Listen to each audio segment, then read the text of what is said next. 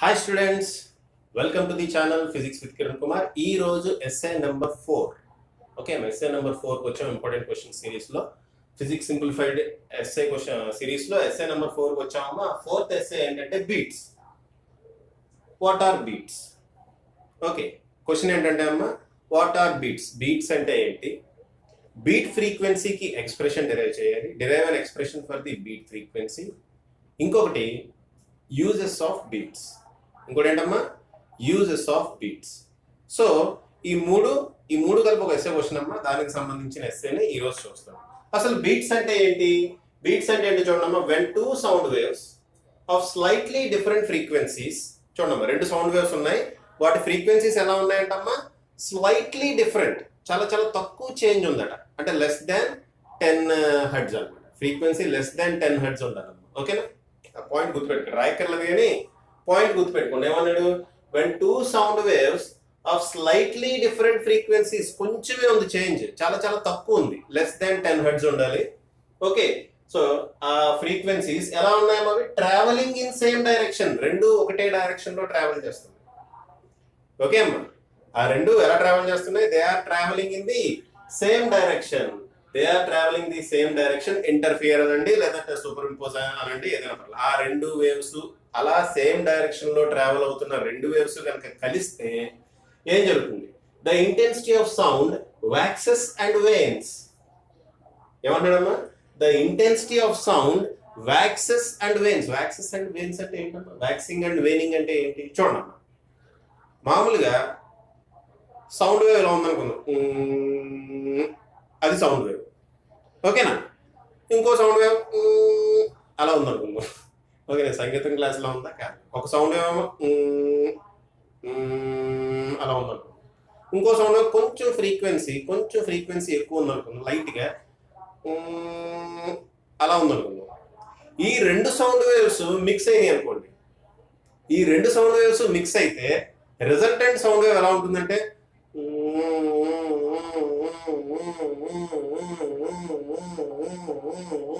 అలా ఉంటున్నాం. ఓకేనా?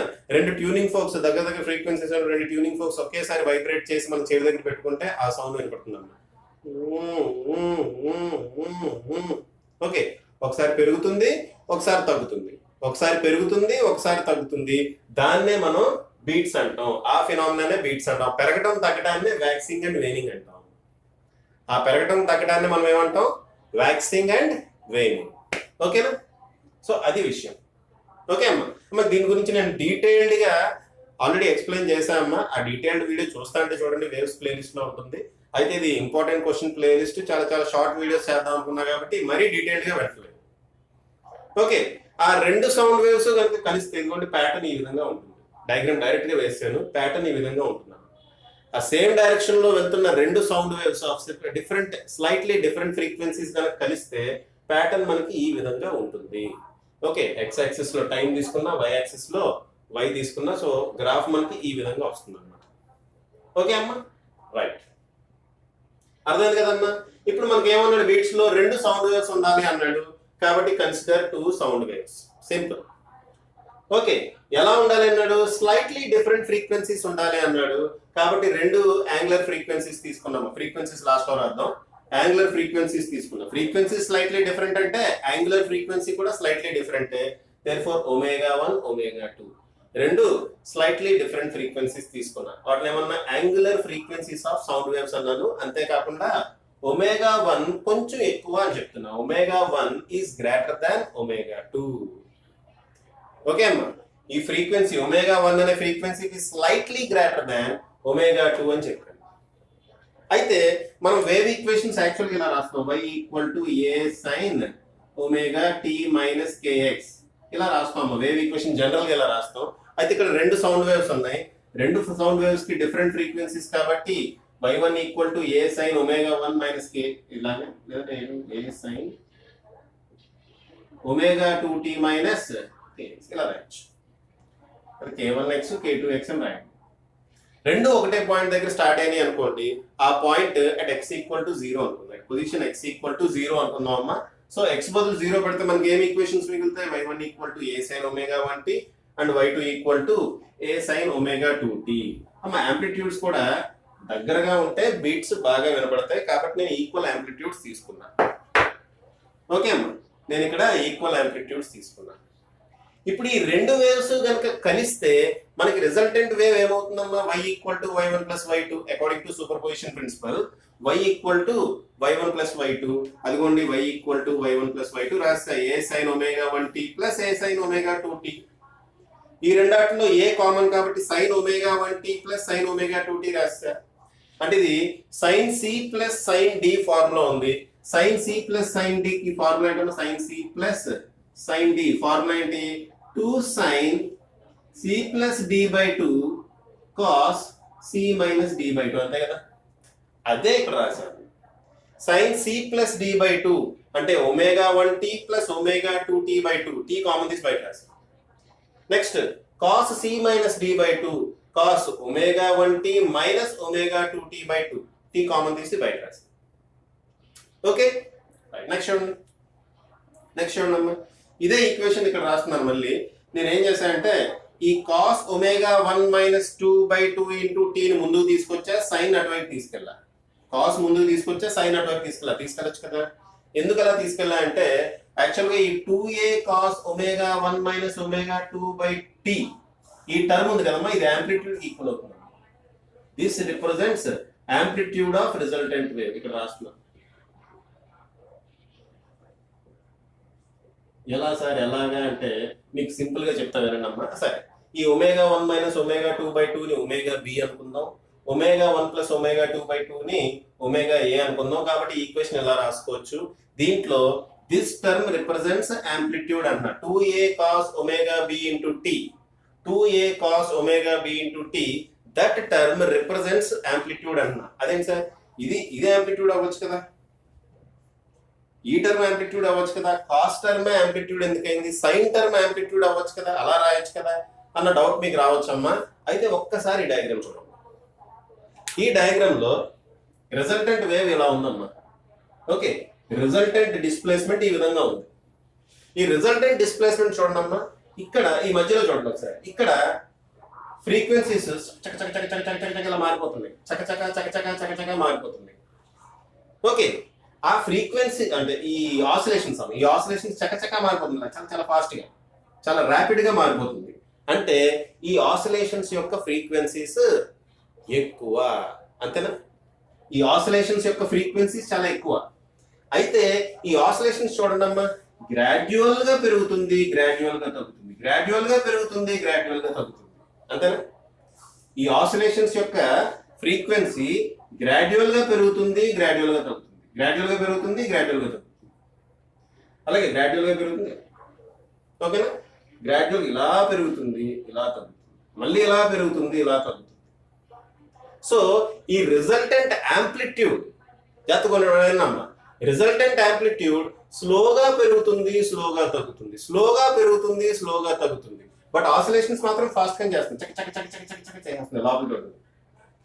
వాటి యాంప్లిట్యూడ్ మాత్రం స్లోగా గ్రాడ్యువల్ గా, డాటెడ్ లైన్ చూడండి, గ్రాడ్యువల్ గా పెరిగి గ్రాడ్యువల్ గా తగ్గుతుంది. సో ఇక్కడ యాంప్లిట్యూడ్ ని డిసైడ్ చేసే ఫ్యాక్టర్ ఎవరంటే డాటెడ్ లైన్స్. దాని ఫ్రీక్వెన్సీ ఎలా ఉంది? తక్కువగా ఉంది. సో ఈ రెండు టర్మ్స్ లో ఏది తక్కువ అమ్మా? ω1 ప్లస్ ω2 బై 2 నా, ω1 మైనస్ ω2 బై 2 నా? అంటే ω1 మైనస్ ω2 బై 2 నే తక్కువ. కాబట్టి ఇది యాంప్లిట్యూడ్ అన్నమాట. ఈ cos term amplitude, sine term కాదు. ఏ టర్మ్ యాంప్లిట్యూడ్ అమ్మా? Cos term amplitude. చూడమ్మా, ఇక్కడ నేను సైన్లు తీసుకున్నా, అలా కాస్లు కూడా తీసుకుని చేయొచ్చు. ఓకే, సరే, ఏదైనా కానీ ఈ కాస్ టర్మ్ అనేది యాంప్లిట్యూడ్. ఇది ఎవరిని రిప్రజెంట్, ఇది ఈ సైన్ టర్మ్ దేని రిప్రజెంట్ చేస్తుందంటే ఆసిలేషన్స్ రిప్రజెంట్ చేస్తుంది. ఇదేమో యాంప్లిట్యూడ్ రిప్రజెంట్ చేస్తుంది, ఈ సైన్ టర్మ్ ఆసిలేషన్స్ రిప్రజెంట్ చేస్తుంది. అందుకని cos term amplitude of the resultant wave అని చెప్పి పెట్టాను. ఓకేనా? సో ఇది క్లియర్ అయిపోయి ఉంటుంది. నెక్స్ట్, ఓకే, సో ఈ ఫ్రీక్వెన్సీని ω_b అన్న, ఈ ω1 ప్లస్ ω2 బై 2 ని ω_a అన్న, వాటిని ఇక్కడ నేను సబ్స్టిట్యూట్ చేసేస్తే నాకు రిజల్టెంట్ వేవ్ ఇది వచ్చింది. దీంట్లో 2a cos ω_bt ని నేను యాంప్లిట్యూడ్ అంటున్నా, ఆ పాయింట్ కూడా ఇక్కడ రాశాను. ఇంకా above equation 2a cos ω_bt is the amplitude of the resultant wave, అది కూడా రాశాను. అది ఇక్కడ విషయం గమనించండి. ఈ యాంప్లిట్యూడ్ ఒక టైం పీరియడ్ లో, ఒక టైం పీరియడ్ అంటే ఇది 0, ఇది హాఫ్ టైం పీరియడ్, ఇది ఫస్ట్ 1 టైం పీరియడ్. ఒక టైం పీరియడ్ లో ఎన్నిసార్లు మాక్సిమం అయింది? ఇదిగోండి, ఇక్కడ ఒకసారి మాక్సిమం అయింది, ఇక్కడ ఒకసారి మాక్సిమం అయింది. ఎన్నిసార్లు మినిమం అయింది? ఇక్కడ ఒకసారి మినిమం అయింది, ఇక్కడ ఒకసారి మినిమం అయింది. ఫస్ట్ లెక్క పెట్టకండి, ఇక్కడ స్టార్టింగ్ పాయింట్. స్టార్ట్ అయిన తర్వాత టీ అనే టైం పీరియడ్ లో, 1 టైం పీరియడ్ లో ఇది ఎన్నిసార్లు మాక్సిమం అయింది? 2 టైమ్స్ మాక్సిమం అయింది, 2 టైమ్స్ మినిమం అయింది. అంటే 2 సార్లు వ్యాక్సింగ్ వచ్చింది, 2 సార్లు వేనింగ్ వచ్చింది. 2 సార్లు వ్యాక్సింగ్, 2 సార్లు వేనింగ్. అంటే 1 టైం పీరియడ్ లో అది 2 టైమ్స్ మాక్సిమం అవుతుంది, 2 టైమ్స్ మినిమం అవుతుంది. ఎవరు? యాంప్లిట్యూడ్. సో యాంప్లిట్యూడ్ ఏదమ్మా? ఇది. యాంప్లిట్యూడ్ ఫ్రీక్వెన్సీ ఏంటి? Omega B. యాంప్లిట్యూడ్ ఫ్రీక్వెన్సీ ఏంటమ్మా? Omega B. కానీ బీట్ ఫ్రీక్వెన్సీ ఏమవుతుంది? చూడండి, ఎన్నిసార్లు మాక్సిమం అయింది యాంప్లిట్యూడ్? 2 సార్లు. ఎన్నిసార్లు మినిమం అయింది? 2 సార్లు. ఒక టైం పీరియడ్ లో, ఒక టైం పీరియడ్ లో 2 సార్లు మాక్సిమం అయింది, 2 సార్లు మినిమం అయింది. కాబట్టి బీట్ ఫ్రీక్వెన్సీ ఏమవుతుంది అంటే 2 ఒమేగా బి అవుతుంది.